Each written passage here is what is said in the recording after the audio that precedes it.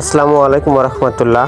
আলহামদুলিল্লাহ, আমাদের ইসলামী মানব কল্যাণ সংগঠনের উদ্যোগে প্রতি বছরের ন্যায় এবছরও আমরা গ্রামের অসহায় হতদরিদ্র নিম্ন মধ্যবিত্ত পরিবারের মাঝে ঈদের বাজার তুলে দেব।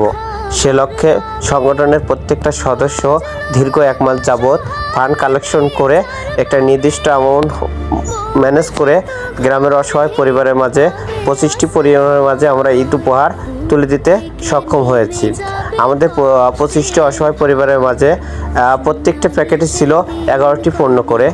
তাদের মধ্যে ছিল 2 কেজি চাউল, হাফ কেজি তেল, 2 রকমের সেমাই, হাফ কেজি চিনি, হাফ কেজি ডাউল, কিছু গুঁড়া দুধ, একটা সাবান, 1 প্যাকেট লবণ এবং একটা তেলের বোতল সহ 2 রকমের লাসনা সেমাই এবং হাফ কেজি পোলোয়ার চাউল সহ মোট 11টি পণ্য প্যাকিং করে আমরা গ্রামের অসহায় পরিবারে 25টি পরিবারের মাঝে তুলে দিতে সক্ষম হয়েছি।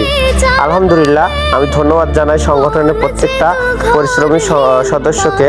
তাদের অক্লান্ত পরিশ্রমের মাধ্যমে দীর্ঘ এক মাস ফান্ড কালেকশনের পর তারা যথাসুন্দরভাবে ফান্ডগুলো কালেকশন করে যথারীতিতে বন্টন করতে সক্ষম হয়েছে। আমি বিশেষ করে ধন্যবাদ জানাচ্ছি যারা অর্থ দিয়ে আমাদের সহযোগিতা করেছেন। তাদের অর্থ দ্বারাই গ্রামের 25টি পরিবারের মাঝে আমরা ঈদের বাজার তুলে দিতে সক্ষম হয়েছি। এবং আমাদের জন্য সবাই দোয়া করবেন এবং আমাদের সংগঠনের জন্য দোয়া করবেন যাতে আমরা আগামীতে বড় পরিসরে আরও সুন্দরভাবে বেশ কিছু পরিবারের মাঝে তুলে দিতে সক্ষম হই এবং গ্রামের সকল বিপদ আপদে আমরা সংগঠনের পক্ষ থেকে সহযোগিতা করতে পারি। সবাই আমাদের পাশে থাকবেন ইনশাআল্লাহ এবং আমাদের জন্য দোয়া করবেন।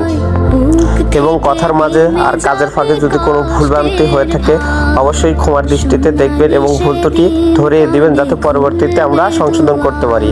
এবং আমাদের কার্যক্রম ছিল ইফতারের আগ মুহূর্তে, তাই আমরা সকলে মিলে ইফতারের ব্যবস্থা করি এবং ইফতার করে প্যাকেটের কার্যক্রম শেষ করে আমরা নির্দিষ্ট পরিবারে 25টি পরিবারের মাঝে আমরা ঈদের বাজার তুলে দিতে প্রস্তুতি নিয়েছিলাম এবং সকলে মিশে শেষ ইফতারটা আমরা সংগঠনের সকল সদস্য মিলে ইনশাল্লাহ করলাম এবং সবাই আমাদের জন্য দোয়া করবেন।